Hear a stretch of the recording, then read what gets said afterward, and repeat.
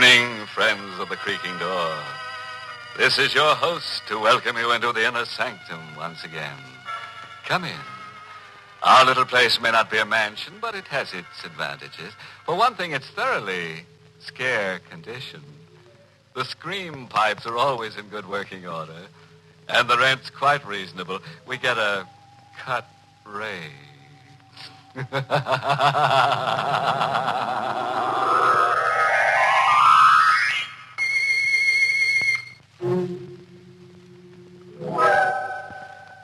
Well, you've had your warning.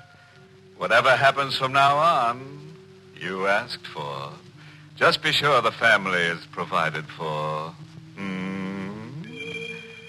And now to our happy little anecdote for tonight. Birdsong for a murderer. My name is Carl Warner. I'm not a young man any longer, but I don't mind that. I wasn't very happy when I was young. Now, well, at least I'm not unhappy. And late at night, after Elaine has gone upstairs to bed, she's my wife, and she's very pretty and younger than I am, and perhaps I made a mistake in marrying her, but, well, anyway, late at night, I go into the room where I keep the birds, and then, listening to them sing, I get as close to happiness as I can expect. I stay an hour, and then I cover their cages. And then they know it's time to sleep. And they sleep. Even on the stormiest of nights. And this was a stormy night.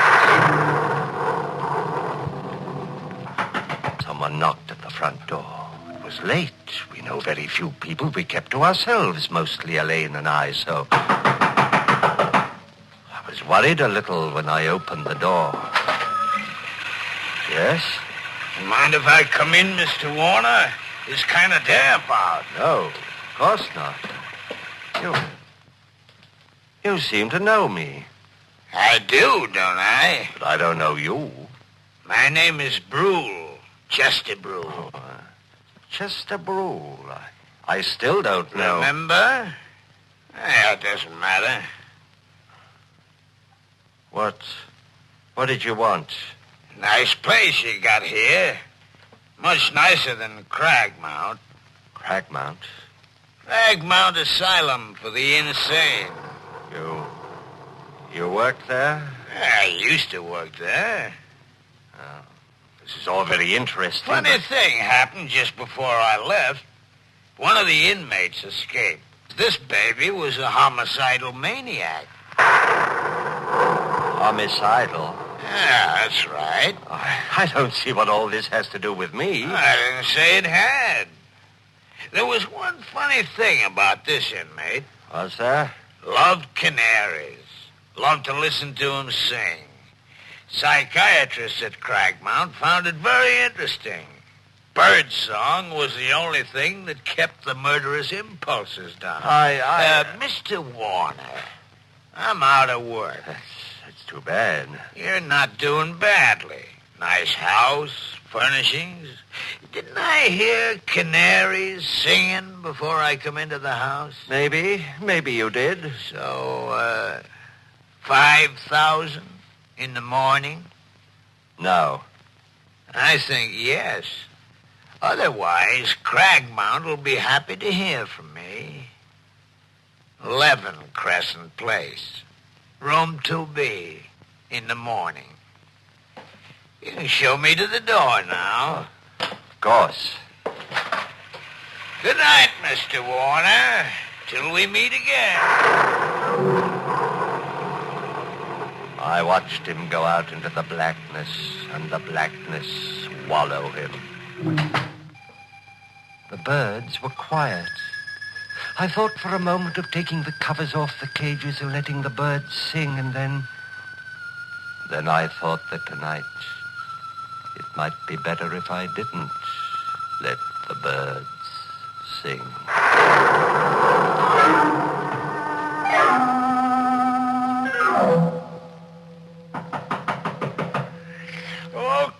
Okay. Who it? Oh, couldn't wait till morning, huh? I didn't expect it.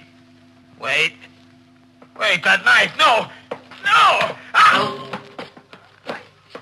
I shouldn't have let it. Surprise!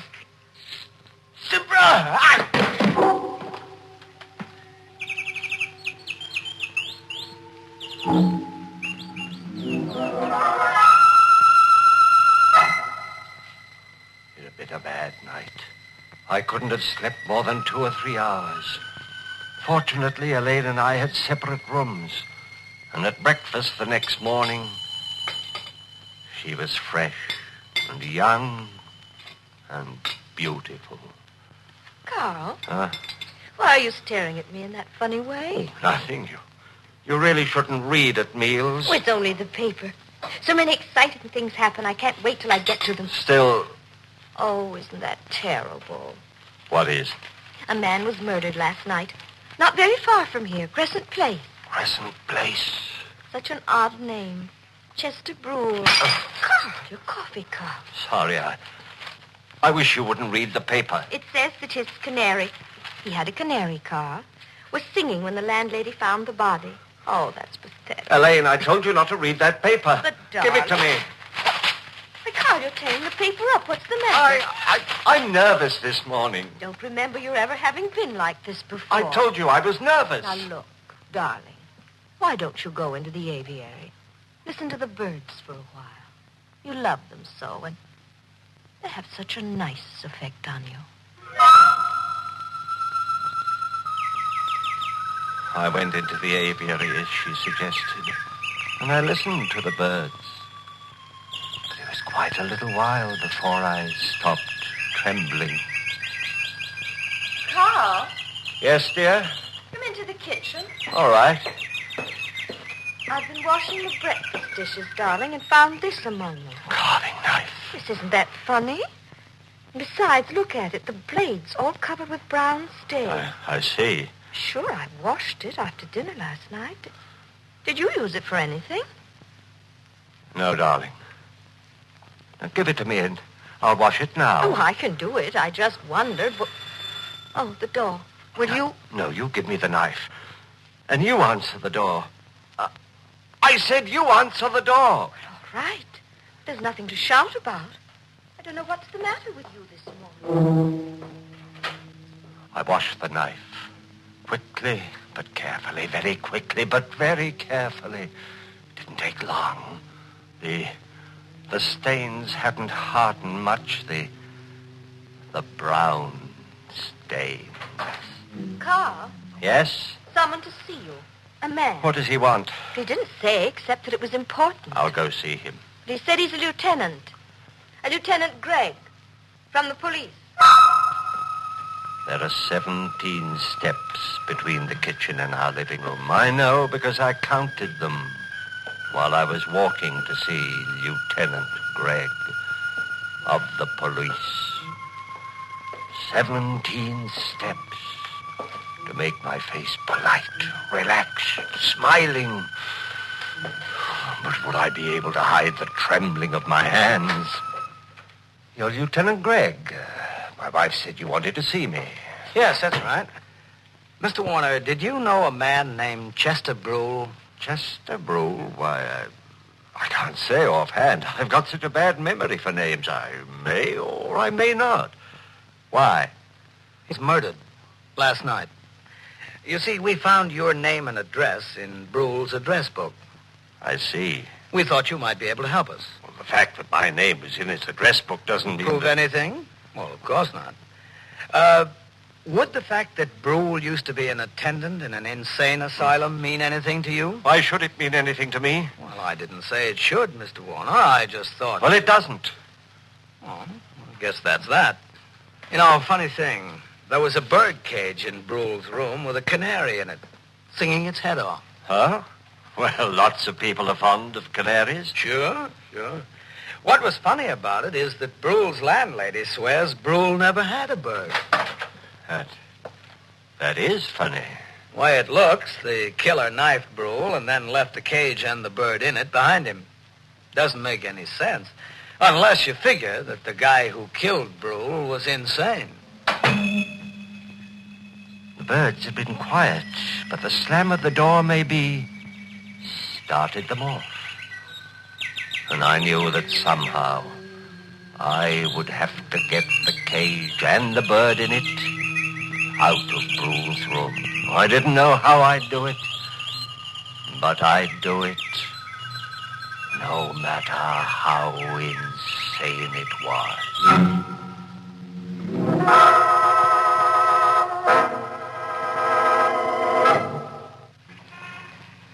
It was dark when I got to Crescent Place. Dark on a lonely street. There was no one in front of the house. Nothing to show that a man had died inside the night before with a knife in his throat. The door was open. There was a dim light in the vestibule, leaving the stairs beyond in darkness. I went up them to the second floor. There was no one in the corridor. The door of 2B opened, and I went in. There was no light. The moon cast a pale glimmer over the room, and someone in a chair near the window. For a moment I thought it was Brule, but there was no blood. And then I realized it was a policeman in uniform, asleep. The cage was near the sleeping man. Would his sleep be sound enough? I reached out, lifted the cage, reached the door, and closed it. I was safe. Carl? Yes? Oh, I'm so glad you're home. That Lieutenant Gregg is here again. Gregg? Where? In the bird room. Why did you take him to the bird room? He asked me to. All right. Oh, Lieutenant Gregg? Oh, hello, Mr. Warner. Quite a collection of canaries you've got here. Yes, I have. Were you home all last night? Of course. This is still about Chester Brule's murder? Mm-hmm. Say, remember my mentioning I thought that the man who'd killed Brule and left the birdcage behind him must be insane? Well, you did say something of the sort. Yeah. And then there's the fact that Brule used to work with insane people. Begins to mesh, huh? Oh, I know very little about police work. I hope I'm not boring you. Anyway, it occurs to me maybe I better take a trip up to Cragmount. I suppose going to asylums or any place else is just part of your job. Oh, sure. Did I mention Cragmount was an asylum? Why, you must have. I mean, Yeah. Well, I'll run up there, and I wouldn't be surprised if I get all the answers. What do you think? I think I'm going to. What is it, Helene? Well, it's so late, I thought. Oh, I can take a hint, Mrs. Warner. Don't bother showing me to the door. He seems like a very nice man. Carl, stop it. What? That stare. If I didn't know you so well, I'd say you were going mad.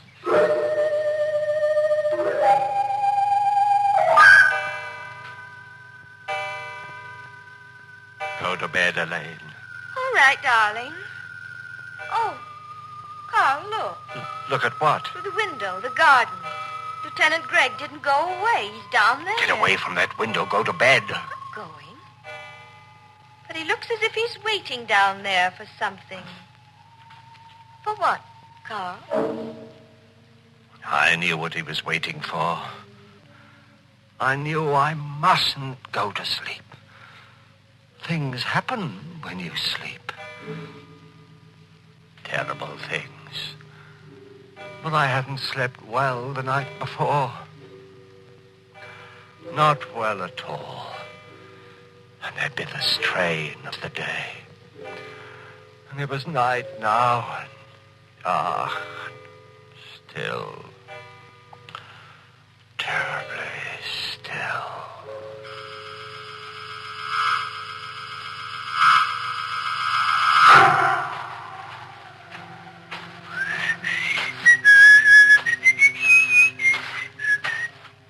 Gargan?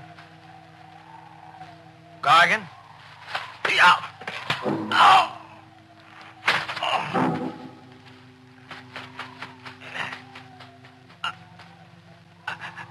I was right. Was right, only it wasn't Gargan. Oh.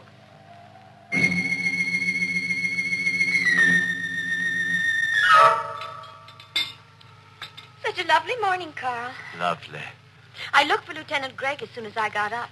He wasn't in the garden anymore. He must have got tired, gone home, or back to headquarters, wherever policemen go. Oh, dear. That's the Swenson's dog.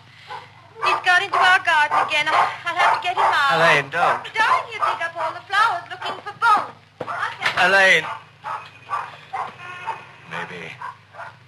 Maybe he won't be there tonight.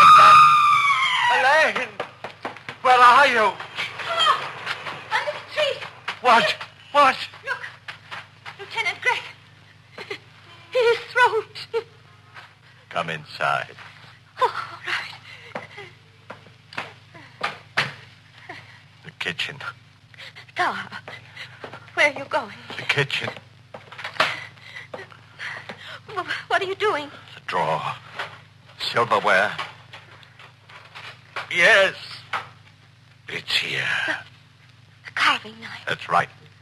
Carl, I thought you washed it last night. I guess you didn't. You'd be wrong. I did wash it last night. But the stains are still there.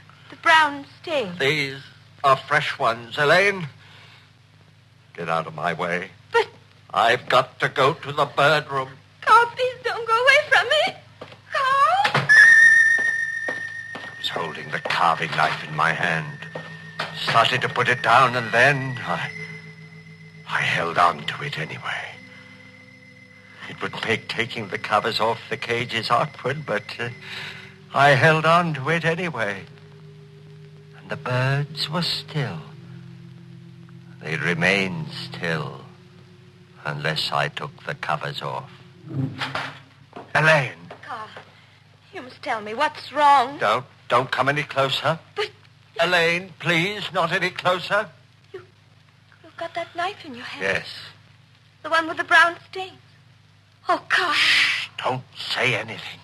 Carl, the night before last... Elaine, don't ask questions. That's dangerous. You were out of the house last night when Lieutenant Gregg was I was killed. asleep. You have the knife, Carl. Yes. Give it to me. No. Please, Carl. No, stay where you are. All right. You may keep the knife. Because, look, Carl. A revolver? Yes. Lieutenant Gregg's revolver. Elaine, give that to me. Oh, no. I took it from Lieutenant Gregg last night. After he stopped crying. They always cry when you... Elaine. Didn't like it the way you've been looking at me, Carl.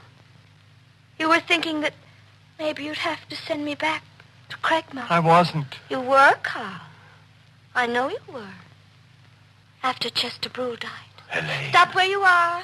All right, but... Keep your hands away from the bird cage. Don't pull off the cover.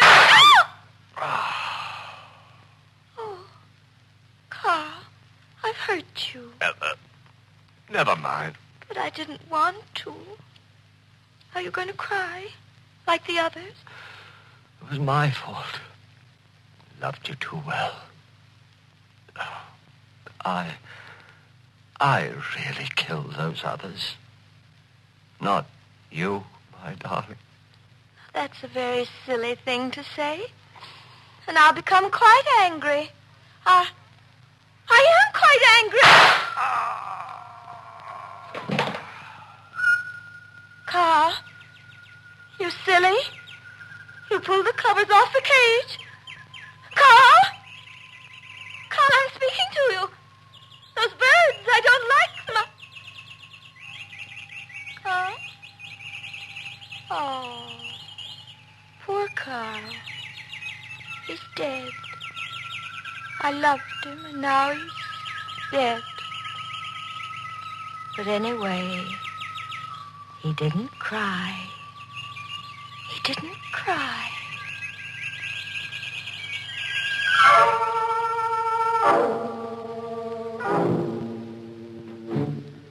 Well, there it is. And so sweet. The story of a couple of lovebirds who, instead of billing and cooing, went in for killing and shooting. Of course, it was all little Elaine's idea. All Carl did was cover up. Well, friends, it's time once again to close that creaking door. Until next week at the same time, when we'll be back with a little hunk of horror. You'll be sure to listen, won't you? Until next week, then. Good night. Pleasant dreams.